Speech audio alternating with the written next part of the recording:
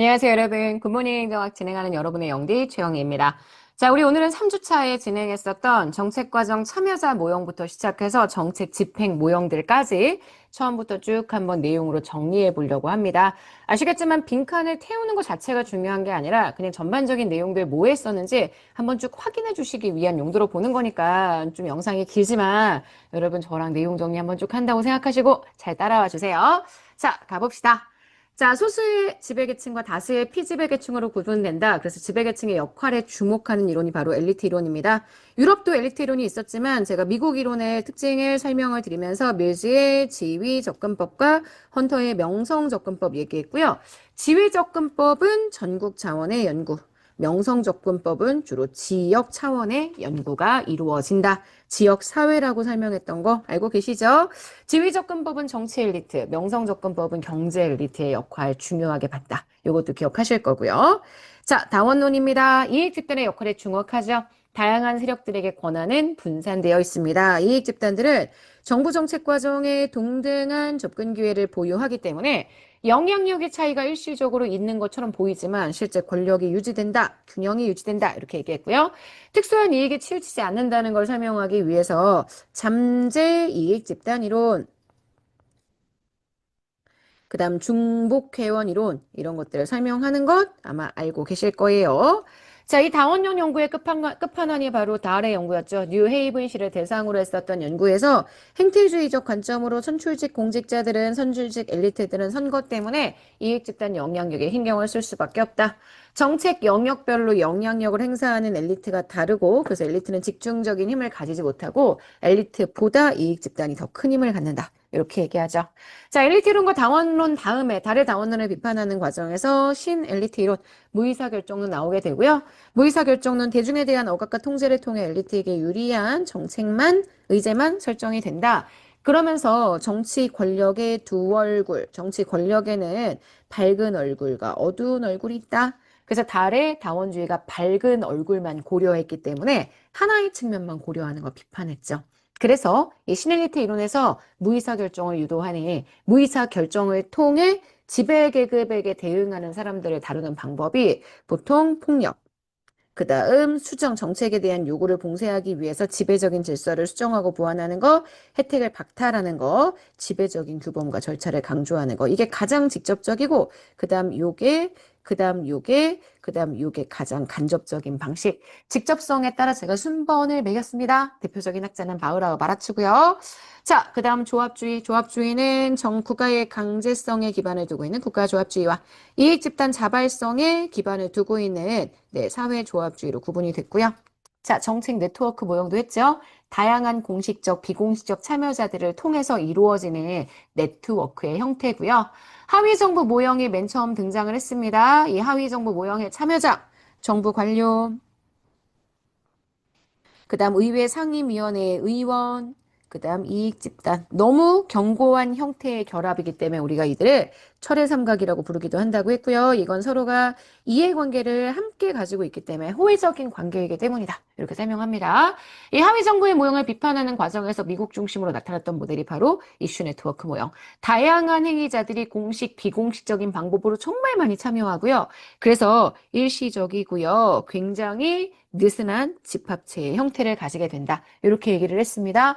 자원을 보유하는 게 한정적이기 때문에 합의도 제한적일 수밖에 없다고 얘기했고요. 그 다음 로지의 정책 공동체에 다양한 행위자들 나타납니다. 이슈 네트워크에 비해서는 상대적으로 좀 폐쇄적이다라고 이야기해 줄 수 있고요. 이 정책 공동체의 가장 대표적인 참여자는 일단 관료, 그 다음 전문가, 그 다음 학자, 이들이 들어간다는 거 이것도 정확하게 정리를 해주세요. 이들도 다양하지만 상대적으로 이쪽이 훨씬 다양하고요.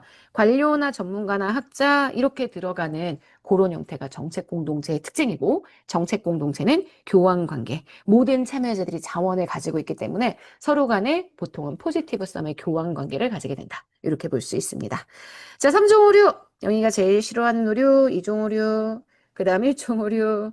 두 개는 정책 평가하는 단계에서 발생하는 오류, 그리고 이게 제일 메인 오류, 중요한 오류, 바로 3종 오류의 내용이죠. 자, 정책의 문제, 구조와 기법에 대한 얘기도 했습니다. 감, 탐, 정구였어. 감지, 탐색, 정의, 구체화 요 단계라고 했고요. 존속기관이나 형성과정을 파악하기 위해 사용하는 분석기법은 경계분석, 인과관계를 파악하기 위해서 사용하는 기법은 주로 계층 분석, 구조화되지 않은 가설들을 통합하기 위한 분석은 가정 분석 또는 가설 분석, 당면 요소를 구성 요소들로 분해하는 것, 요거는 분류하기 위한 분석, 유사한 상황을 통해서 문제를 해결하고자 하는 기법은 우리 유추 분석이라고 얘기를 합니다. 정책 의지 설정 과정에 대한 얘기도 했어요. 콥과 엘더가 설명했던 거. 사회 문제 얘기했고요. 사회적 이슈 얘기했고요. 그리고 체제의 의제, 공중의 의제, 공중의 의제, 그래서 제도적인 의제라고 얘기를 했고, 아니, 공중의 의제라고 얘기했고, 이거는 실제 사람들이 가지고 있는 관심을 얘기합니다. 이게 정부의 선택을 받게 되면 그때부턴 제도 의제가 되죠. 정부 의제가 되기 때문에 체제 의제와 정부 의제, 제도 의제라고 표현하기도 합니다. 이 표현을 좀 정확하게 기억해 주시고요. 그 다음 콕과 로스 메이의 형태 얘기하면서 제가 다시 한번 정리를 했었습니다. 일반적으로 사회 문제가 사회적 이슈가 되고 공중 의제가 되어서 정부 의제가 된다면 외부 주도형. 사회 문제를 정부가 먼저 채택해서 이슈화 시킨다면 동원형. 그리고 사회 문제가 정부 의제가 됐는데 사람들에게 알리지 않는 형태. 그러면 이거는 내부 접근형 혹은 음모형이라고 표현하고요. 대중의 지지가 진짜 클 때 정부가 공고화시키는 형태, 공고화형 또는 굳히기형이라고 얘기를 합니다. 의제 설정의 주도권이 국가에게 있는지 아니면 사회에게 있는지 제가 꼭 구분하시라고 했고요. 이 사회에게 있는 게 이익 집단이나 혹은 엘리트주의를 설명하는 표현이다. 이것도 기억해 주셔야 합니다. 허쉬만은 외부 주도형이 외부에서 강요된 정책 문제라고 얘기했고요. 보통 선진국에서 나타나는 방식. 동원형이 채택된 문제라고 했죠. 보통은 행정 PR이 나타나야 한다. 후진국에서 나타나는 방식. 그리고 지금 보시는 내부형이 음모형이어서 행정 PR이 전혀 발생하지 않는다라고 기억해 주셔야 하고요. 정책 담당자가 주도하지만 이 정책 담당자가 엘리트의 영향을 받아서 현재 이 모형을 주장한다는 것도 기억해 주셔야 합니다. 구치기형은 메이 모형을 통해서 추가된 모형이라는 거 알고 있을 거고요. 자, 5-10번입니다. 직관적 예측을 위한 정책 분석 기법, 전통적인 델파이 있고요. 그 다음 정책 델파이가 있습니다. 전통 델파이와 정책 델파이는 애초에 목적이 다릅니다. 여기는 전문가들이 합의하기 위한 목적이지만 여기는 델파이 기법을 정책 문제에 활용해서 일부러 갈등을 조성하기 위한 목적으로 진행한다. 요거 보셔야 되고요. 그 다음 브라인스토밍, 그 다음 명목 집단 변증법적 토론, 지명 반론자 기법이라고 표현합니다. 보통 집단 사고의 폐해를 방지할 수 있는 기법이라고 이야기를 하죠. 그 다음 명목 집단 기법. 개인들이 개별적인 해결 방안 구상하고 제한적인 집단 토론, 시간을 짧게 줍니다. 제한적인 집단 토론을 하고 그 이후에 의사를 결정할 수 있는 기법. 그리고 맨 마지막 교차 영향 분석까지의 내용들을 쭉 정리했습니다. 이게 여러분들 금요일 수업에 했었던 내용이고요. 그 다음 토요일 수업에서 어떤 거 얘기했냐면 제가 비용 편익 분석부터 정리를 했어요. 5-11 원래 5일차에 했어야 되는 내용인데 6일차로 진행이 됐습니다. 자, 비용과 편익의 화폐 가치를 할인율 적용해서요. 미래 가치를 일단 현재 걸 바꾸고 미래를 현재 가치로 바꾼 다음에 그걸 통해 비교하는 기법. 이게 비용 편익 분석의 특징이고 형평성을 반영하기는 어렵다라는 거. 수년제 가치 같은 경우는 백이죠. 칼도익스 기준에 따라 수년제 가치가 0보다 크면 타당하고요.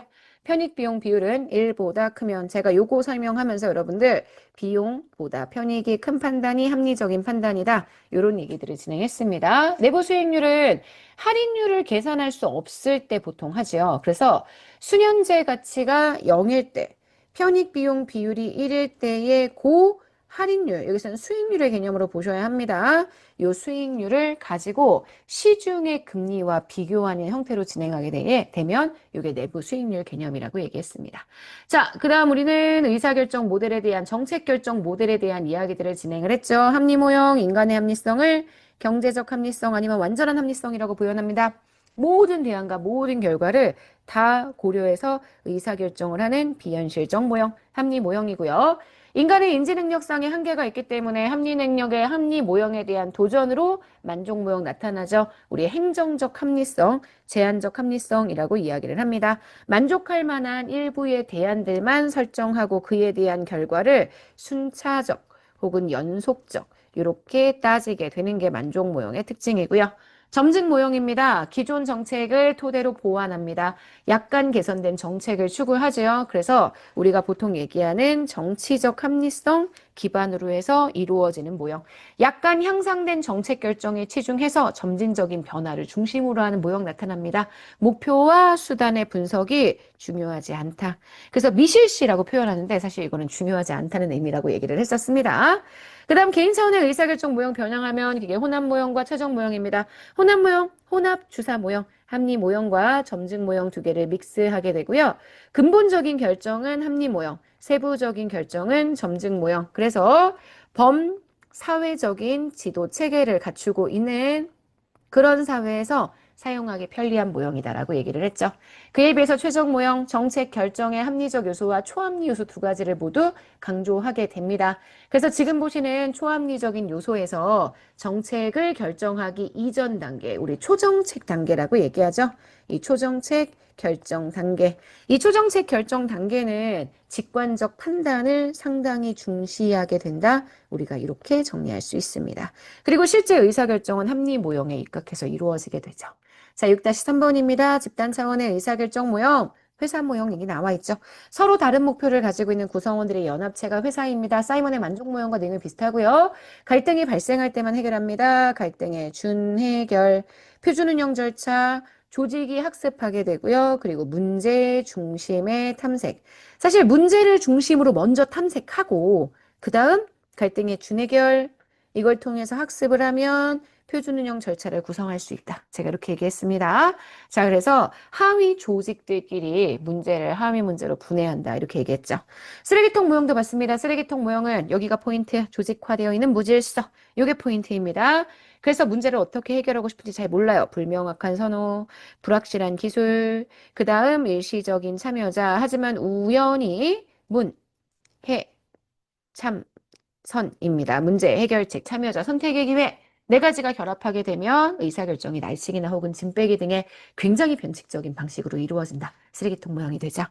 자, 그 다음 앨리슨 모형, 앨리슨 원 모형, 합리적 행위자 모형. 로봇 만화 생각하시라고 했어요.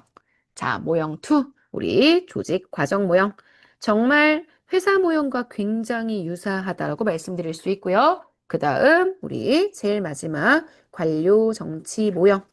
실제 쓰레기통 모형과 굉장히 유사하게 나타나게 되고요. 여기 있네요. 그래서 조직의 상위 계층. 여기는 빈칸을 제가 잘못 채웠네요. 조직의 하위 계층. 그래서 제가 쓰레기통 모형이나 회사 모형을 먼저 진행하는 이유가 바로 이런 것들 때문입니다.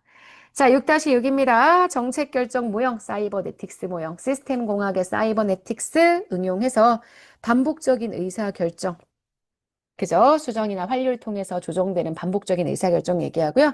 그냥 목적이 따로 없습니다. 불확실성을 통제하기 위한 게 목적입니다. 불확실성 통제를 위해 적응적인 의사결정을 강조한다라고 얘기할 수 있고요. 사전에 프로그램화되어 있는 메커니즘에 의해서 의사결정하기 때문에 자동 온도 조절 장치. 이렇게 의사결정이 이루어져서 습관적인 의사결정이 이루어지는 상황을 설명하기 쉽습니다. 그 다음 6-7번입니다. 정책 집행에 관한 연구. 1세대 연구의 대표적인 학자. 프레스만, 윌다부스키, 윌 둘만 쓸게요. 정책 결정과 집행은 분리되지 않는 연속적인 과정이다. 정책 집행 과정에서 많은 사람이 참여하면 공동행위가 발생하면 복잡하다. 이런 얘기들을 쭉 진행을 합니다. 그래서 지금 보시는 1세대 내용들을 정리를 했고요. 2세대의 학자들은 뭐 너무 유명하니까 알고 있을 거고요. 여기까지가 하향, 여기는 상향. 자, 그 다음 오툴과 곡인 통계적인 연구 설계 바탕으로 이론 검증을 시도했다. 이렇게 얘기할 수 있죠. 그래서 하향식 접근에 대한 이야기하자면 하향식 접근은 공식적인 정책 목표 달성 과정에서 정책 결정과 집행을 엄격하게 분리시킨다라고 얘기할 수 있고 효과적인 정책 집행의 조건들을 되게 중요하게 생각합니다. 지배기관들의 지원, 집행을 위한 자원, 명확하고 일관성 있는 목표 이런 게 중요하고요. 고위직이 주도하고 정책의 결정자가 실제 정책 결정 상황에 영향을 미치는 과정들 요거를 전반적으로 통제한다고 보죠. 대표적인 학자 사바티어, 마즈마니언, 그다음 반 미터와 반 홀은 이렇게 들어가게 되겠죠. 자, 그에 비해서 상향적 접근은 집행이 일어나는 현장에 초점을 맞추게 되죠. 그래서 정책 결정과 집행이 함께 일어난다, 분리시키지 않는다라고 얘기할 수 있습니다. 실제 분리가 안 되기 때문에 분리 안 돼. 이렇게 써줘야 되겠고요. 자, 누구의 역할 강조하느냐? 일선 관료들의 역할 강조하죠. 일선 관료. 집행을 강조한다라고 얘기할 수 있고요. 대표적인 이론은 립스키의 네, 일선 관료제론입니다. 그래서 일선 관료제 이론, 일선 관료의 재량권 중시한다. 이렇게 얘기했죠. 그래서 업무의 환경하고요. 제가 집행의 양상을 좀 구분하시라고 했고 이런 것들이 다 업무의 환경. 집행의 양상은 부분적 간헐적으로 집행이 이루어진다. 그리고 국민에 대한 고정관념이 나타날 수 있다. 이런 것들이 집행의 양상입니다. 법안의 적응적 집행. 제가 적응적 집행은 정형적 집행과 적응적 집행 두 가지 구분하시라고 했고 정책 집행의 성과는 적응적 집행 구조에서 나타난다. 이렇게도 말씀해 드렸습니다. 그 다음 마지막 엘모어의 후방적 집행. 전방적 집행이 상하향식이고 후방향적 집행이 상향식이기 때문에 이들 중에서 여기가 정책 집행의 성과를 가져올 수 있다라고 볼 수 있기 때문에 정리해 주셔야 되고요. 그 다음 사바티어의 통합 모형 얘기했죠. 정책 지지 연합 모형. 분석 단위가 정책 하위 시스템입니다. 팔리시 서브 시스템. 그래서 정책 하위 시스템 내 정책 지지 연합들 사이에 갈등과 타협을 조정한다. 이게 상향. 그리고 이들에게 영향을 끼칠 수 있는 요소들은 정책 결정자가 결정한다. 요게 하향. 상향과 하향을 통합하게 되고요. 그리고 핵심에 대한 얘기했죠. 신념 체계에 대한 얘기했습니다. 신념 체계는 지금 보시는 것처럼 규범적 핵심과 정책 핵심, 얘네 둘이 메인이고요. 부차적 측면 얘네가 별로 중요하지 않습니다. 그래서 여기 있는 요 부분이 변화를 해야지만 정책 변동이 가능하다라고 얘기했고 실제 정확하게는 요 정책 핵심의 변화가 정책의 변동을 가져올 수 있다라고 얘기했죠. 애초에 시작은 집행 모형에서 출발했지만 학습 모형이나 변동 모형까지 그 내용이 확장된다라고 설명했습니다. 맞죠? 그래서 굉장히 장기간에 대략 한 10년 정도의 장기에 현재 변동이 발생하는 상황을 설명하게 된다라고 얘기할 수 있습니다. 그래서 사실 여기 집행 모형, 학습 모형, 변동 모형 이렇게 들어가야 되겠네요. 자, 그다음 나카무라 스모르드 고지협재관입니다. 고전적 기술자형, 지시적 위임가형. 여기는 정책의 결정권자가 목표 설정을 한다고 했고 협상자형은 정책의 결정자와 집행자가 목표를 서로 간에 협상할 수 있다. 이렇게 얘기했고요. 그 다음 재량형 실험가. 정책 결정자는 추상적인 목표만 만들면 나머지는 집행자가 다 하고요. 관료적 기업가라고 이야기한다면 지금 결정자는 아무것도 안 하고요. 집행자가 모든 걸 다 한 다음에 결정자가 그에 대한 내용을 기술하는 역할만 한다. 이렇게 정리했었습니다. 자, 여기까지 보시면 우리 6일차, 3주차에 있는 모든 내용들을 다 정리를 했고요. 빈칸 채우기라기보다는 그냥 전체적인 내용들을 한번 쭉 진짜 빠르게 분석한다는 느낌으로 정리해 주시면 좋겠습니다. 엄청 길었는데 저희 빈칸 채우기 하는 날은 어쩔 수 없을 것 같습니다. 여러분 집중해서 빈칸 채우기 꼭 마무리해 주셔야 해요. 자, 여기까지 하고 우리는 다음 시간 정책 평가부터 진행하도록 하겠습니다. 여러분, 오늘부터 연휴 들어가는데요. 연휴 내내 정말 안전하게 잘 지내시고 공부 놓치시면 안 됩니다. 아시죠? 내일은 특강도 있으니까 토요일 기준으로 야간에 특강도 있습니다. 꼭 잘 들어주시고요. 우리는 연휴 때도 쉬지 않고 만나도록 하겠습니다. 오늘 하루 정말 여러분 거예요. 내일 아침에 만날게요. 여러분, 안녕.